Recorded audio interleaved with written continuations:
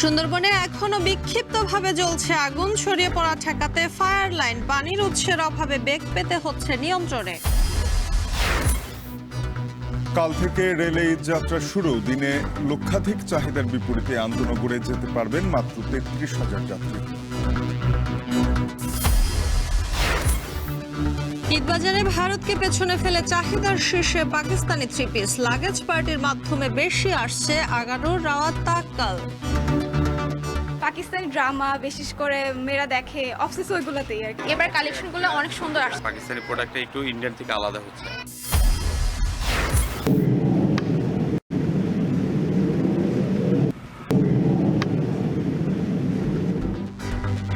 লেবাননে ইসরায়েলি বিমান হামলায় শিশুসহ ৭ জনের প্রাণহানি। ইয়েমেনের হুথি নিয়ন্ত্রিত বিমানবন্দরে ৩ দফায় মার্কিন বিমান হামলা।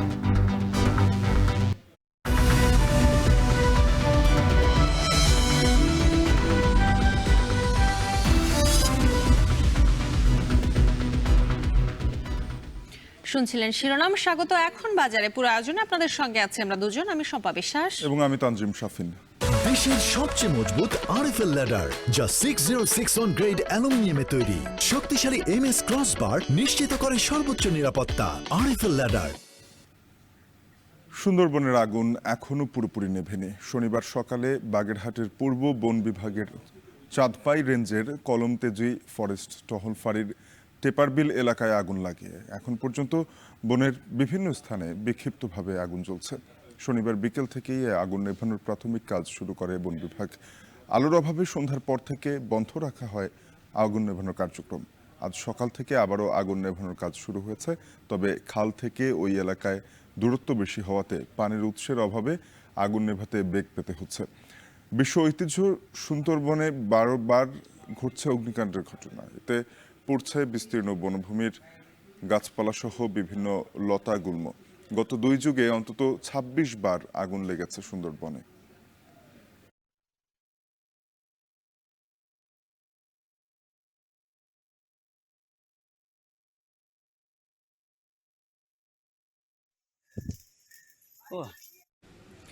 এখনো বিক্ষিপ্তভাবে জ্বলছে সুন্দরবনের চাঁদপাই রেঞ্জের টোপাকুল এলাকার আগুন। এ বিষয়ে বিস্তারিত জানাতে এই মুহূর্তে যুক্ত হচ্ছেন সহকর্মী রামিম চৌধুরী। রামিম, আগুন নেভাতে ফায়ার সার্ভিসের কয়টি ইউনিট কাজ করছে, সেই সঙ্গে জানাবেন আগুন কতটা নিয়ন্ত্রণে আসলো? শম্পা, আসলে সুন্দরবনের যে আগুন লাগার ঘটনা, এটি কিন্তু আমরা প্রায়শই শুনতে পারছি বর্তমানে। গত কয়েক বছরে কিন্তু বেশ কয়েকবারই আগুন লেগেছে।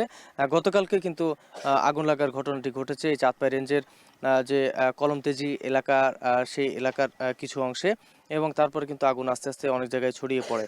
এরপরে ফায়ার সার্ভিসের যারা রয়েছেন গতকাল বিকাল থেকেই কিন্তু আগুন নেভানোর যে কার্যক্রম সেটি শুরু করা হয়।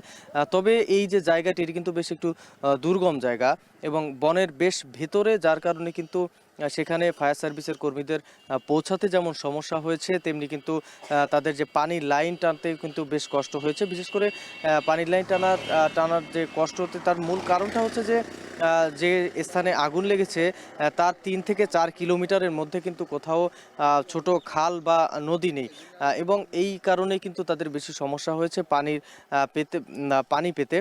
এবং পাইপলাইন টানতে টানতে কিন্তু গতকালকে সন্ধ্যা হয়ে যায়। তারপরে কিন্তু আস্তে আস্তে এই যে কার্যক্রম সেটি কিন্তু বন্ধ করে ফায়ার সার্ভিস। তারপরেও বন কর্মকর্তারা যারা রয়েছেন বন বিভাগের, তাদের যে ফায়ার ইউনিট রয়েছে তারা কিন্তু সারা রাত কাজ করেছে। আমরা সকালেও কিন্তু এখানকার বন কর্মকর্তার সাথে কথা বলেছি। তারা যেটি বলছেন যে মূলত কিন্তু গতকাল গভীর রাত পর্যন্ত তারা এই আগুন নিয়ন্ত্রণের জন্য কাজ করেছেন, এবং আগুন কিন্তু বেশ কিছুটা নিয়ন্ত্রণে এসেছে বলে তারা জানিয়েছেন।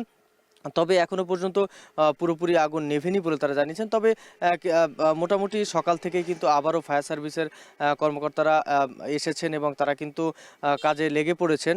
এর পাশাপাশি বন বিভাগের যারা কর্মকর্তারা রয়েছেন তারাও কিন্তু সেখানে রয়েছেন। কিছুক্ষণ আগে আমরা দেখেছি ফায়ার সার্ভিসের আরও 2টি ইউনিট গিয়েছে, এবং গতকালকে কিন্তু শরণখোলা এবং মোড়েলগঞ্জের যে ফায়ার সার্ভিসের 2টি ইউনিট, 4টা ইউনিট মোট, তারা কিন্তু সুন্দরবনে পৌঁছেছেন। এরপরে কিন্তু তারা বেশ কাজ করছিলেন, তবে রাতভর কিন্তু এই কাজ করা সম্ভব হয়নি ফায়ার সার্ভিসের। তার কারণ হচ্ছে সেখানে কিন্তু আলোর সংকট রয়েছে। এর পাশাপাশি পানি পেতেও কিন্তু অনেকটাই বেগ পেতে হয়েছে এবং আলোর সংকটের কারণে কিন্তু তারা যে পানির লাইন টানার যে কার্যক্রম সেটি কিন্তু তাদের বন্ধ রাখতে হয়েছিল। আজকে ভোর থেকে কিন্তু তারা আবারও কার্যক্রম শুরু করেছে এবং বন বিভাগ যেটি বলছে যে মূলত এই আগুন কিন্তু কিছুটা নিয়ন্ত্রণে এসেছে বলে তারা জানিয়েছেন।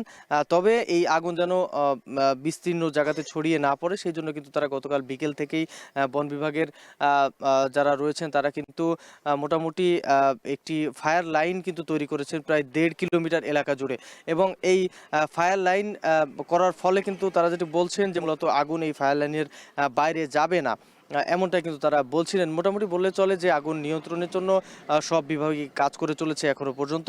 তো সম্পাই ছিল আমার কাছে খুলনা সুন্দরবন থেকে আগুন লাগার সবশেষ খবর। সুন্দরবনের এখনো কোথাও কোথাও আগুন জ্বলছে, সেই খবরাখবর জানাচ্ছিলেন সহকর্মী রামিম চৌধুরী।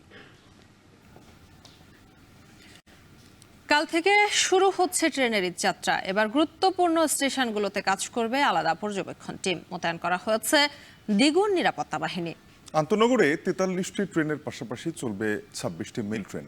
যাত্রার দিন আন্তনগরে মিলবে ট্রেনের 25% স্ট্যান্ডিং টিকিট। তবে আন্তনগর ট্রেনের চাহিদার তুলনায় আসন সংখ্যা বরাবরই নগণ্য। সিফাত শাহরিয়ার প্রতিবেদন।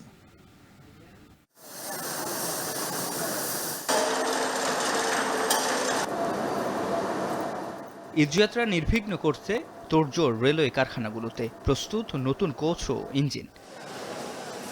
টিকিট চেকিং ও শৃঙ্খলা রক্ষায় তৈরি হচ্ছে অস্থায়ী প্রবেশপথ। বিনা টিকিটের যাত্রী ঠেকাতে থাকবে কয়েক স্তরের চেকিং ব্যবস্থা।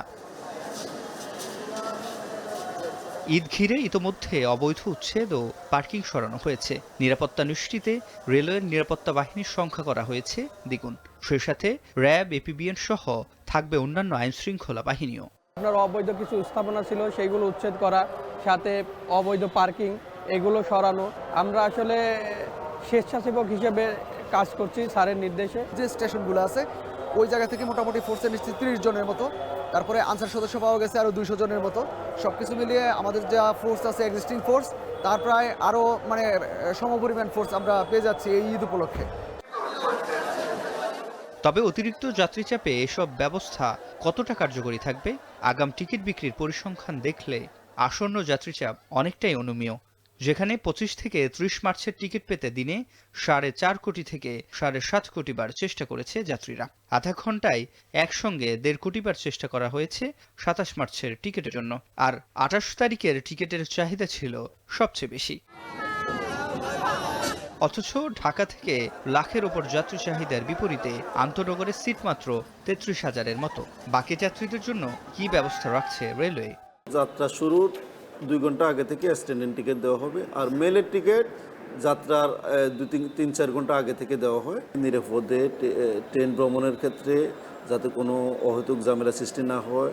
অন্যান্য যে সকল ট্রেন আছে সবগুলোতে অতিরিক্ত কোচ সংযোজন করা হবে যাতে আমাদের যাত্রীর চাপটা সামাল দেওয়া সম্ভব হয়। টিটি বা টিসিও পর্যাপ্ত থাকবে, এই বিষয়টা আমরা এবার কড়াকড়িভাবে আমরা এটা নিশ্চিত করব। 27 মার্চ থেকে সারা দেশে চলবে 5 জোড়া বিশেষ ট্রেন। রেলওয়ে সচিব বলছেন এবার সিসিটিভির ব্যবহার বাড়ানো ও আলাদা মনিটরিং টিম কাজ করবে। আমরা ভিজিলেন্স টিম করে দিয়েছি, তারা ওই ঈদের সময়টুকুতে ঘন ঘন তারা যাবে, মনিটর করবে, তারা প্রয়োজনে ট্রেন দেখবে। ঈদের যাত্রা যেন তারা সম্পন্ন করতে পারে, যা যা প্রয়োজন তারা সেই জিনিসগুলো দেখভাল করবে। 44টা অতিরিক্ত কোচ আমরা এখানে যুক্ত করছি এই ঈদ যাত্রার ট্রেন বহরে। প্রতি বছরই ঈদ যাত্রায় বিনা টিকিটে ভ্রমণ বন্ধের নানা রকম ব্যবস্থা নেওয়া হয় স্টেশন এলাকায়। শতভাগ সফল না হলেও অনেক ক্ষেত্রেই সফল হয় বাংলাদেশ রেলওয়ে। তবে বেশিরভাগ বিনা টিকিটের যাত্রী ওঠে এই কমলাপুর এবং বিমানবন্দর আউটার থেকে। তাতে করে বিনা টিকিটের যাত্রীদের ভিড়ে টিকিট কেটেও যাত্রা বাতিল কিংবা দাঁড়িয়ে যেতে বাধ্য হয় অনেক যাত্রী। এবারও সেই সংখ্যা নিয়ে শুরু হতে যাচ্ছে ট্রেনের ঈদযাত্রা। সিফাত শাহরিয়ার, এখন ঢাকা। ভারতীয় পোশাককে পেছনে ফেলে এবার ঈদে মেয়েদের পছন্দের তালিকায় 1 নম্বরে আগানুর, তাওয়াক্কাল সহ বিভিন্ন পাকিস্তানি ব্র্যান্ডের থ্রি পিস। দাম কিছুটা বেশি হলেও ট্রেন্ডিং আর মান ভালো হয় পাকিস্তানি পোশাকের কদর বেড়েছে। লাগেজ পার্টির মাধ্যমে এবার আসছে পাকিস্তানি পোশাক। বিস্তারিত জানাবেন গালিব ইবনে রিয়াজ।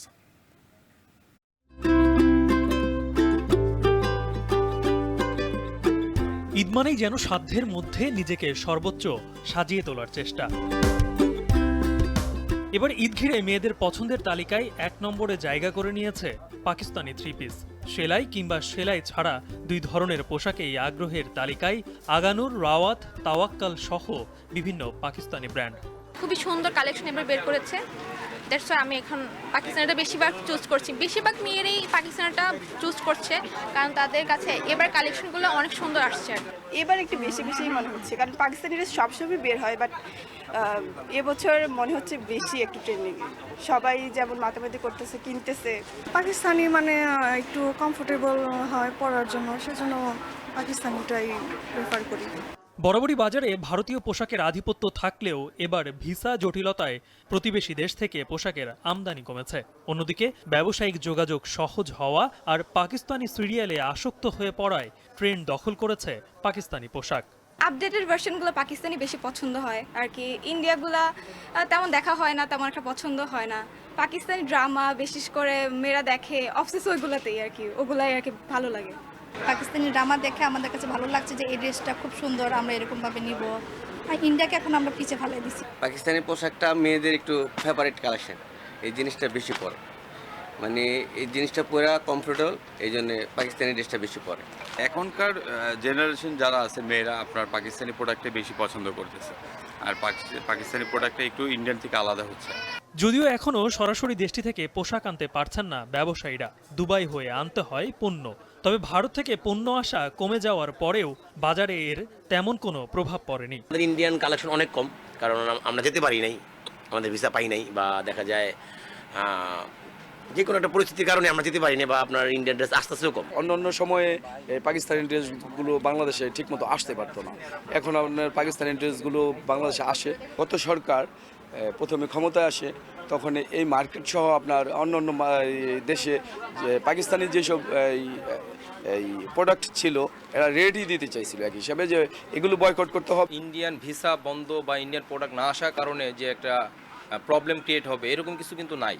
গত বছর থেকে এই বছর দুদেশ থেকে পোশাক আমদানি কম হয়েছে প্রায় 3,65,000। জাতীয় রাজস্ব বোর্ডের তথ্য মতে গত 3 মাসে ভারত থেকে আমদানি হয়েছে 13,29,000 পিস পোশাক, আর পাকিস্তান থেকে 9 লাখ পিস। তবে শুধু থ্রি পিসের ক্ষেত্রে গত 3 মাসে ভারতের চেয়ে 5.5 গুণ বেশি আমদানি হয়েছে পাকিস্তান থেকে।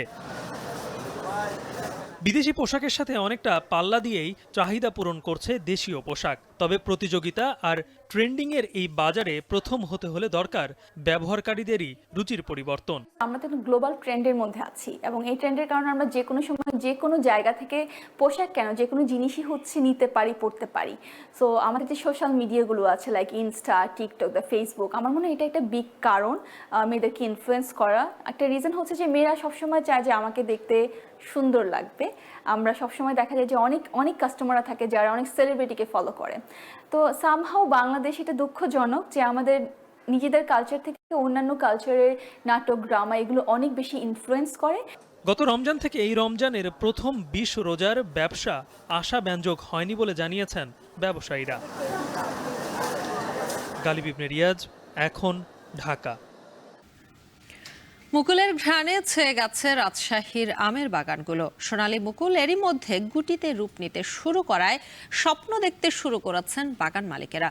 কিন্তু মৌসুমের শুরুতেই খরার কবলে পড়েছে আমের রাজধানী চাঁপাইনবাবগঞ্জ ও নওগাঁর বাগানিরা। তবে সকল বৈরিতা কাটিয়ে আমের উচ্চ ফলনের আশা কৃষিবিদ ও বাগান মালিকদের। এই মৌসুমে রাজশাহীর 4 জেলায় অন্তত 6,000 কোটি টাকার আমের বেচা কেনার আশা। রায়হানুল ইসলামের তোলা ছবিতে আরো জানাবেন রাকিবুল হাসান।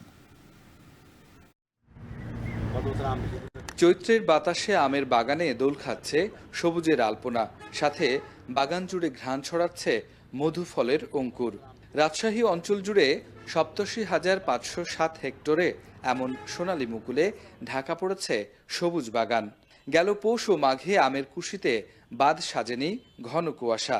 এখন এসব মুকুল থেকে গুটিতে রূপ নিচ্ছে রসালো ফল আম। ছোট বড় মাঝারি সব গাছেই ভালো গুটি আছে এবারকার বছরে। আর কয়েকদিন পর গেলে গুটিটা একটু কারো সাইজ হবে দেখার মতন। মুকুলটা ঝরে যাবে খরানিতে, অতিরিক্ত খরানির জন্য। গাছের গোড়ায় পানি দিলে আপনি ধরেন মুকুলটা দাঁড়াবি ভালো, গুটিটা ভালো থাকবি। রাজশাহীর বাগানে ছোট বড় সব গাছেই মুকুলের দেখা মিলেছে বেশ। ল্যাংড়া ফজলি, আমরুপালি বা খিরসাপাত সব গাছেই মুকুল আসে ৯৫%, যেখান থেকে গুটি বেঁধেছে অন্তত ৯০ ভাগ। বাগানিরা বলছেন ১৯,৬০৩ হেক্টর থেকে ২,৬০,০০০ টন আম উৎপাদনের যে লক্ষ্যমাত্রা তা ছাড়িয়ে যাবে রাজশাহীতে। তাতে খরার রুক্ষতা বৃদ্ধি পাওয়ায় শুরুতেই যত্ন বাড়িয়েছেন চাষিরা। গাছে অনেক গুটি এসেছে, সেই জন্য আমরা গুটি পরিচর্যা করছি। আমের পুরো যত্ন খুব ভালোভাবে নেওয়া হচ্ছে। রাজশাহীর পাশাপাশি আমের বড় গাছ ও দীর্ঘতম বাগানের খ্যাতি আমের রাজধানী চাঁপাইনবাবগঞ্জের।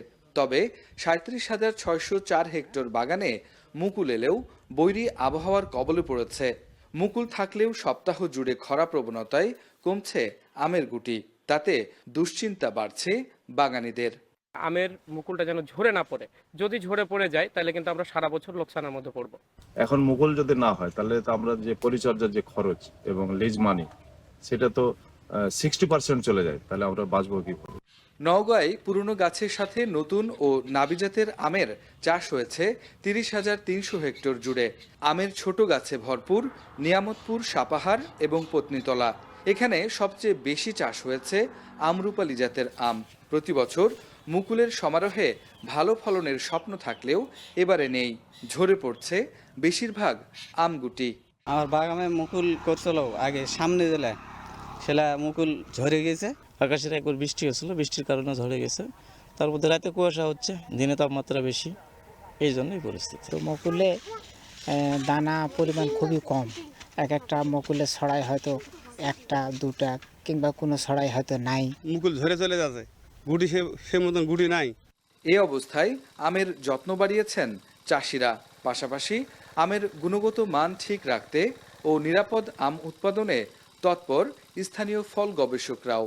ইমিডাক্লোপিড গ্রুপের যে কোনো কীটনাশক 0.5 মিলি হারে এবং ম্যানকোজেব গ্রুপের একটি ছত্রাকনাশক এই প্রতি লিটার পানিতে 2 গ্রাম হারে এখন যদি ভালোভাবে মিশিয়ে যদি এইটা স্প্রে করে দেওয়া হয় তাহলে কিন্তু এই আমগুলো ঠিকমতো থাকবে। গাছের গোড়ায় আর্দ্রতা ধরে রাখার জন্য সেচ এবং সেচ সম্ভব না হলে পানি ছিটিয়ে স্প্রে করার জন্য পরামর্শ দিচ্ছি এবং সেই সাথে যেগুলোতে মুসুর দানা এবং মটর দানা পর্যায়ে রয়েছে সেখানে একটি কীটনাশক এবং একটি রোগনাশক প্রয়োগের আমরা পরামর্শ দিচ্ছি।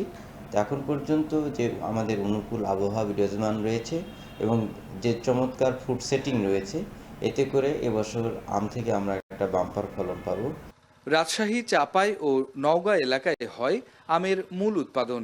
তবে সার কীটনাশকের খরচ বাড়ায় আমের খুচরা দামে প্রভাব পড়ার শঙ্কা। ৮৭,৫০৭ হেক্টরে এবারে আমের উৎপাদন লক্ষ্য ১১,৪৬,০০০ টন, যার বাজার মূল্য ৪ থেকে ৬ হাজার কোটি টাকা। আম উৎপাদনে রাজশাহীর এই বাগানগুলোই এ অঞ্চলের আদি প্রান্তর, যেখানে ছোট বড় গাছে এসেছে থোকায় থোকায় মুকুল, যা কিনা এখন রূপান্তর হচ্ছে গুটি আমে। আর এই গুটি আমের বৃদ্ধি আসলে এখন সুঘ্রাণ ছড়াচ্ছে পুরো বাগান জুড়ে, যা কিনা আসন্ন মধু মাসকে স্মরণ করিয়ে দিচ্ছে কৃষককে, যেখানে কৃষকের ফলাফল হবে পরিপুষ্ট। তাতেই এখনই বেশ আনন্দিত কৃষক। রাকিবুল হাসান, এখন, রাজশাহী। মাগুরায় কমেছে মাছের সরবরাহ, এর ফলে বেড়েছে মাছের দাম। সপ্তাহ ব্যবধানে কেজি প্রতি ২০ থেকে ৮০ টাকা পর্যন্ত বাড়তি দরে বিক্রি হচ্ছে মাছ। মাগুরার পুরাতন বাজার মাছের বাজার থেকে এ বিষয়ে বিস্তারিত জানাতে যুক্ত হচ্ছেন বিশ্বজিৎ বাপি। বাপি, মাছের সরবরাহ কমার কারণ হিসেবে বিক্রেতারা কি বলছেন?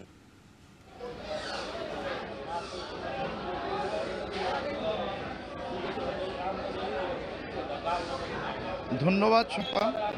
আমরা মাগুরার যে মাছের বাজার, সবথেকে বড় মাছের বাজার মাগুরা পুরাতন বাজার মাছের বাজারে এসেছি। এই মাছের বাজারে কিন্তু রমজানের শুরুতে মাছের বাজার দাম কিছুটা কিন্তু কম ছিল, কিন্তু রমজানের শেষের দিকে বর্তমান কিন্তু মাছের বাজার বেশ কিছুটা বাড়তি রয়েছে। তো ব্যবসায়ীরা যেটা জানিয়েছে, গত যে 2-3 দিন যে আবহাওয়াজনিত কারণেও কিন্তু মাছ কিন্তু কম আসছে। বিশেষ করে মাগুরায় কিন্তু বেশিরভাগ কিন্তু খুলনা এবং পাইকগাছা বা সাতক্ষীরা নড়াইল এই অঞ্চল থেকে কিন্তু মাছটা বেশি আসে। আর এই মাছের সরবরাহটা কম থাকায় মাগুরায় কিন্তু মাছের দাম কিন্তু একটু বৃদ্ধি রয়েছে। এই মুহূর্তে আমরা আছি মাগুরার যে সবথেকে মাছের বড় বাজার মাগুরা পুরাতন বাজার মাছের আড়ত, এবং পাশেই কিন্তু রয়েছে যে খুচরা বাজারও। এই বাজারটিতে আমরা আছি। এখানে যে সকাল থেকেই কিন্তু হাঁক ডাকের মধ্য দিয়েই কিন্তু মাছ বিভিন্ন এলাকা থেকে মাছ আসছে, এবং এখান থেকে যে ব্যবসায়ীরা সে মাছ পাইকারিভাবে কিনে নিয়ে যাচ্ছে, এবং তারা এই মাছগুলোই কিন্তু বিভিন্ন অঞ্চলে কিন্তু তারা খুচরো পর্যায়ে বিক্রি করবে। আমরা প্রথমেই যে মাগুরার যে স্থানীয় মাছ যেটি দেশি মাছ, এই দেশি মাছের কথা যেটা বলি, এই দেশি মাছ মূলত মাগুরা 2টি নদী আছে, মধুমতি এবং যে ফটকি নদী, এই ফটকি নদীর মাছগুলোই কিন্তু বেশি আছে। বিশেষ করে যেমন ট্যাংরা, পুঁটি, কই মাছ, জিয়েল মাছ, এই মাছগুলোই কিন্তু এখানে কিন্তু বেশি রপ্তানি হয়। তো মাগুরার যে মাছের বাজার, এই মাছের বাজার কিন্তু কেজি প্রতি 20 থেকে কিন্তু 80 টাকা কিন্তু দাম কিন্তু বেড়েছে। তো এই ছিল মাগুরা যে মাছের বাজার থেকে সর্বশেষ। মাগুরায় মাছের দাম বেড়েছে, সেই খবর জানাচ্ছিলেন সহকর্মী বিশ্বজিৎ বাপি।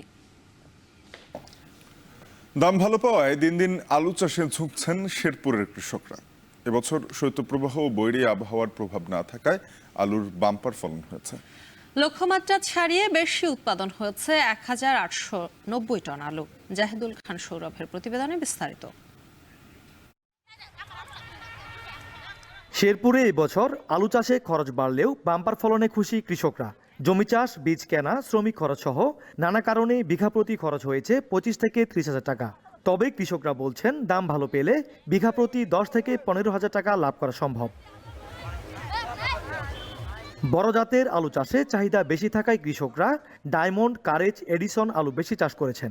এসব আলু সুপার শপ ও রেস্টুরেন্টে চিপস ও ফ্রেঞ্চ ফ্রাই তৈরিতে ব্যবহৃত হয়। আলু বীজ বপনের 80 থেকে 90 দিনের মধ্যেই তা বিক্রি উপযোগী হয়। একই জমিতে আলু চাষের পর পাট, ভুট্টা ও সবজি চাষ করে বাড়তি আয় করতে পারেন কৃষকরা। 6 বিঘা জমি আমি আলু করছি, মনে করুন 3 লাখ টাকার মতন খরচ হয়েছে। আমি প্রত্যেক বছর আলু করি। বিভিন্ন ধরনের কুবৃষ্টি করব, তরকারি করব, এই গুণে নিয়ে মানে অল্প দিনেই ফসলটা আঙ্গুরে আসে পড়ে। এবার 3টা জাত লাগাইছি, বিআরডিসি থেকে সহযোগিতা মোটামুটি ভালো পাইছি। বাজারটা ভালো হয়, গত বছর মতো ভালো হয়, তাহলে আল্লাহর রহমতে এবার আমি লাভবান হতে পারবো ইনশাআল্লাহ। এদিকে আলু গাছ কাটা ও বাছাইয়ে কর্মসংস্থান হয়েছে হাজারো নারী পুরুষের। তবে এবছর রাসায়নিক সার ও কীটনাশকের দাম বেড়েছে। তারপরও ফলন ভালো হওয়ায় লাভের আশা করছেন কৃষকেরা। 300 টাকা কাম করি, এই টাকা দিয়ে আঙ্গুরে সংসার চলে। আমরা সকালে 8টার সময় আসি, আর সারাদিন কাজ করি, নিজের ভবিষ্যৎ করুন, দিয়ে একটা টাকা পয়সা দিয়ে একটা গরু ছাগল করুন, এই জন্য আমরা আলুর কাজও আইছি।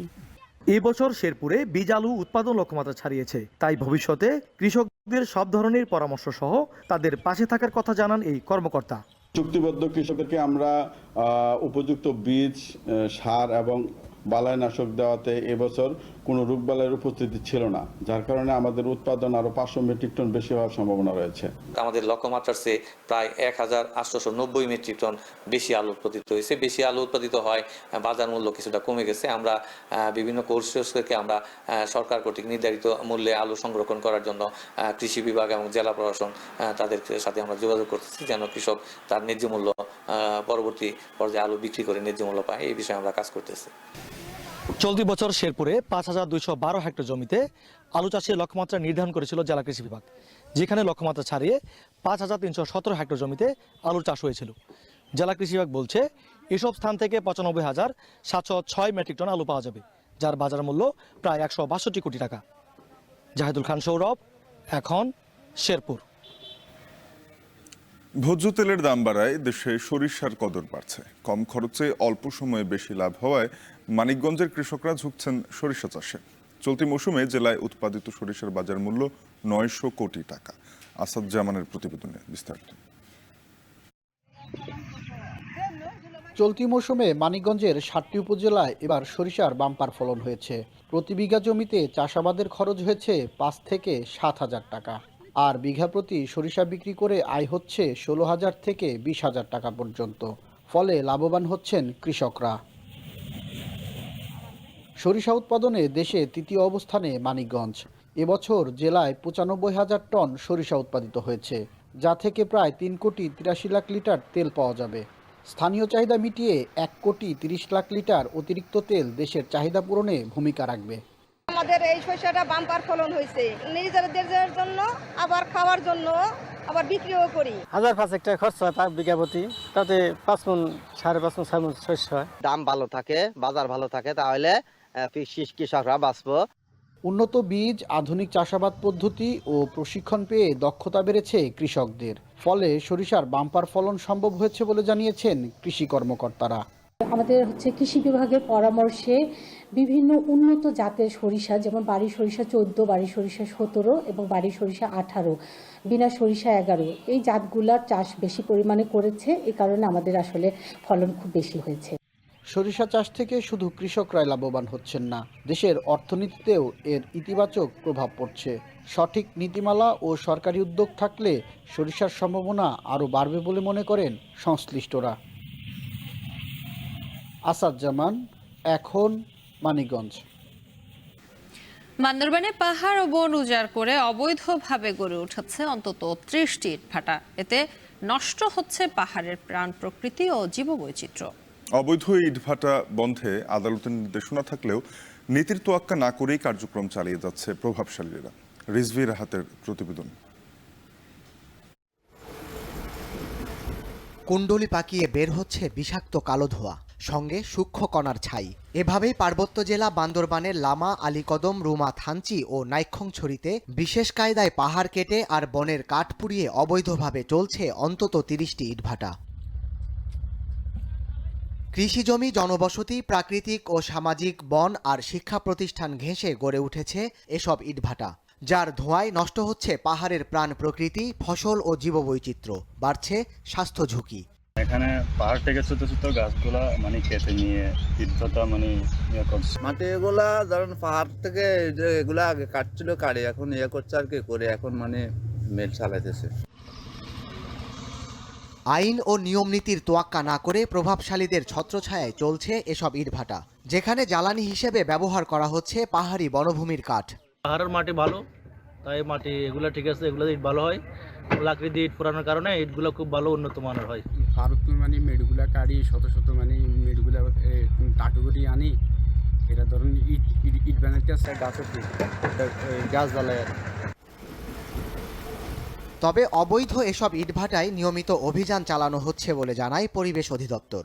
নাইক্ষংছড়ি, লামাতে অনেকগুলো অভিযান চলছে এবং যারা এই ধরনের কার্যক্রম চলবে তাদের বিরুদ্ধে আমাদের জিরো টলারেন্স নীতি গ্রহণ করছি। সরকারের নির্দেশনা মোতাবেক আমরা তার বিরুদ্ধে নিয়মিত অভিযান পরিচালিত হবে এবং সম্পূর্ণরূপে বন্ধ করে দেওয়া হবে। ৩ পার্বত্য জেলায় ইটভাটা নির্মাণে রয়েছে আদালতের নিষেধাজ্ঞা। এরপরও অবৈধ ভাটা কেন বন্ধ হচ্ছে না, এমন প্রশ্ন পার্বত্যবাসীর। এখন বান্দরবান। ভারতের রাজধানী নয়াদিল্লির বুক চিরে প্রবাহিত যমুনা নদীর দূষণ রোধের দায়িত্ব নিয়েছে একটি স্বেচ্ছাসেবক দল। নদীর কালিন্দী কুঞ্জ তীরের একটি অংশে প্রতিদিন স্বেচ্ছাসেবকরা নিজ হাতে পরিষ্কার করছেন নদীর ময়লা আবর্জনা। তাদের প্রচেষ্টায় ধীরে ধীরে চেহারা পাল্টাতে শুরু করেছে মৃতপ্রায় যমুনা নদী। বিস্তারিত জানাবেন তানভীর জনি। ভারতে গঙ্গার পর দ্বিতীয় পবিত্র নদী হিসেবে বিবেচনা করা হয় যমুনা নদীকে। হিমালয় থেকে উৎপত্তি যমুনা নদী ১৩০০ কিলোমিটারের বেশি পথ পাড়ি দিয়ে মিলিত হয়েছে গঙ্গার সঙ্গে। তবে এটি ভারতের সবচেয়ে দূষিত নদীগুলোর একটি, অথচ ৩ কোটি বাসিন্দার শহর দিল্লির পানি চাহিদার প্রায় 70% পূরণ করে যমুনা নদী। যমুনা নদী মূলত দূষিত হচ্ছে মানুষ ও পশুর অপরিশোধিত বর্জ্যের কারণে। বিভিন্ন পরিবেশ সংস্থার তথ্য বলছে প্রতিদিন প্রায় 80 কোটি লিটার অপরিশোধিত বর্জ্য যমুনার পানিতে মিশছে।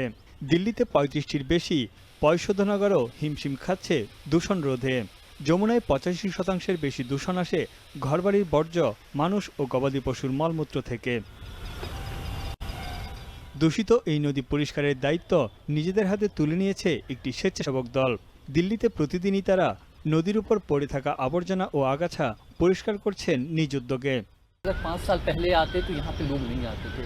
ये इतना गंदा था कि यहाँ पे जो है नीचे आप धोता कपड़े जमे हुए थे, पूरा कोई भी नहीं आता था, घाट पे बदबू आती।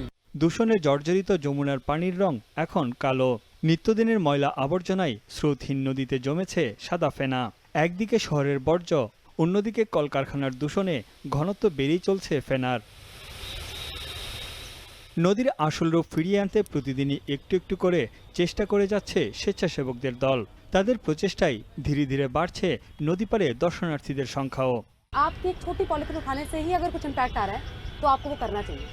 शायद आज ना सही, लेकिन और 5 साल बाद हम कामयाब तो होंगे।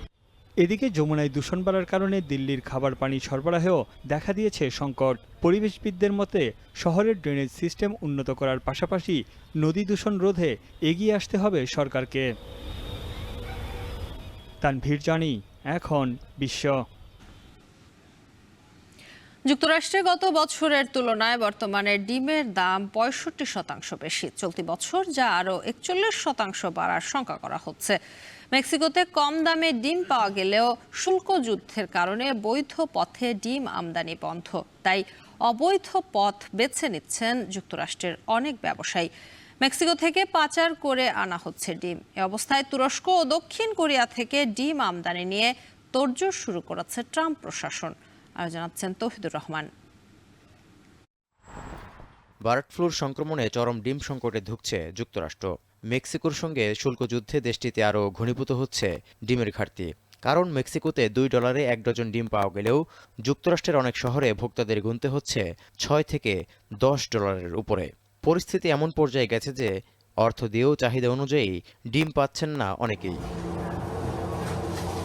পরিসংখ্যান তথ্য বলছে গত বছরের তুলনায় যুক্তরাষ্ট্রে বর্তমানে ডিমের দাম 65% বেশি। অনেকেরই আশঙ্কা 2025 সালে আরও 41% বাড়তে পারে ডিমের দাম। অথচ নির্বাচনী প্রচারণায় ডিমের বাজারের অস্থিরতা কমানোর প্রতিশ্রুতি দিয়েছিলেন মার্কিন প্রেসিডেন্ট ডোনাল্ড ট্রাম্প।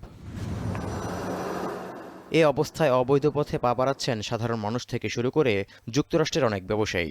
মেক্সিকো থেকে কম দামে কিনে তা কম্বলে পেঁচিয়ে কিংবা গাড়িতে করে লুকিয়ে যুক্তরাষ্ট্রে পাচার করে আনা হচ্ছে ডিম। পরিস্থিতি নিয়ন্ত্রণে $300 জরিমানার বিধান রেখেও ডিম পাচার রোধে হিমশিম খাচ্ছেন সীমান্তরক্ষীরা। সর্বকালের সর্বোচ্চ এই ডিমের দাম নিয়ন্ত্রণে আনতে তুরস্ক ও দক্ষিণ কোরিয়া থেকে ডিম আমদানির পরিকল্পনা করেছে যুক্তরাষ্ট্র। পোলিশ এবং লিথুয়ানিয়ান পোল্ট্রি সমিতিগুলোর সঙ্গেও চলছে আলোচনা। এমনকি ডিম সংকট মোকাবিলায় $100 কোটি একটি পরিকল্পনাও ঘোষণা করেছে ট্রাম্প প্রশাসন। এর মধ্যে প্রায় $10 কোটি ভ্যাকসিন গবেষণা ও উন্নয়ন এবং $40 কোটি কৃষকদের আর্থিক সহায়তার জন্য বরাদ্দ রাখা হয়েছে। 2022 সালে বার্ড ফ্লুর প্রাদুর্ভাবের পর 16 কোটিরও বেশি মুরগি এবং অন্যান্য গৃহপালিত পাখি নিধন করে বাইডেন প্রশাসন। এরপর থেকেই বাড়তে থাকে ডিমের দাম। তৌহিদুর রহমান, এখন বিশ্ব। আবারও নিষিদ্ধ জুয়ার বিজ্ঞাপনে মডেল হলেন সাকিব আল হাসান। এর আগে বেটুইনারের সঙ্গে চুক্তি করলেও সমালোচনার মুখে ভুল বুঝেছিলেন বলে দাবি করেছিলেন এই অলরাউন্ডার। তবে এবার আর কোনো রাগঢাক নয়, সরাসরি বিজ্ঞাপন দূত হয়ে হাজির হলেন বিশ্বের অন্যতম শীর্ষ জুয়া সাইট 1xBet-এর। আর জানাচ্ছেন আরিফুল ইসলাম সাহাব। Shakib Al Hasan, number 1 in cricket and number 1 in bet. Bowling পরীক্ষায় উত্তীর্ণ হতে না হতেই আবারও জুয়ার বিজ্ঞাপনে সাকিব। নিজের ফেসবুক ওয়ালে ক্রিকেটের অন্যতম বড় জুয়ার মাধ্যম 1xBet-এর প্রমোশনাল ভিডিও প্রকাশ করেছেন দেশসেরা এই অলরাউন্ডার। তবে সমালোচনা এড়াতে বন্ধ রেখেছেন টাইমলাইনের কমেন্টস অপশন।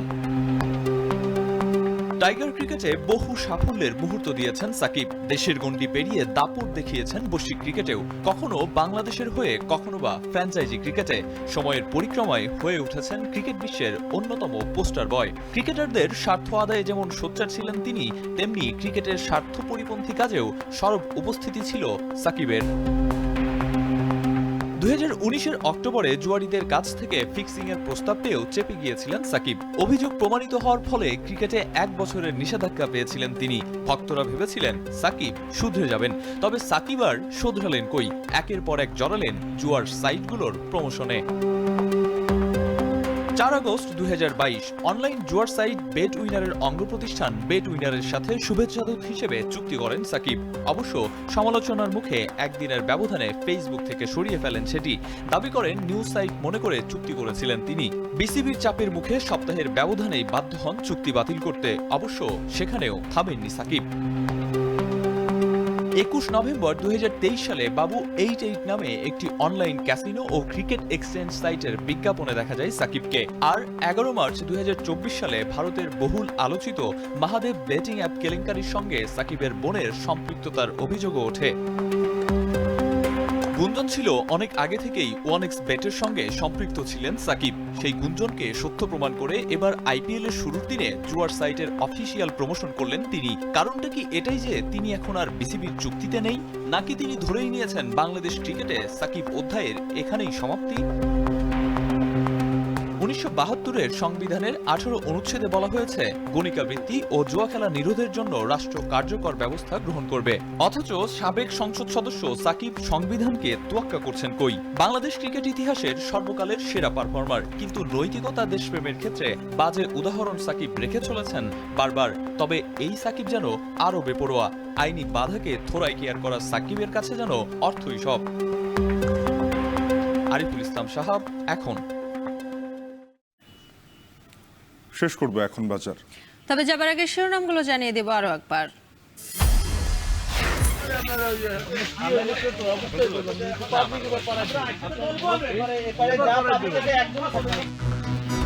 সুন্দরবনে এখনো বিক্ষিপ্তভাবে জ্বলছে আগুন। ছড়িয়ে পড়া ঠেকাতে ফায়ার লাইন, পানির উৎসের অভাবে বেগ পেতে হচ্ছে নিয়ন্ত্রণে। কাল থেকে রেলে যাত্রা শুরু। দিনে লক্ষাধিক চাহিদার বিপরীতে আন্তনগরে যেতে পারবেন মাত্র 33,000 যাত্রী।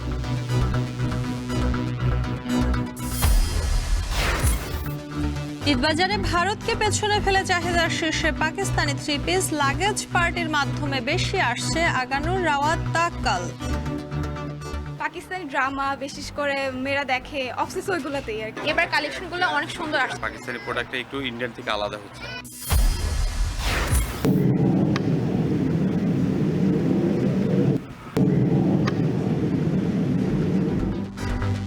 লেবাননে ইসরায়েলি বিমান হামলায় শিশুসহ 7 জনের প্রাণহানি। ইয়েমেনের হুথি নিয়ন্ত্রিত বিমানবন্দরে 3 দফায় মার্কিন বিমান হামলা।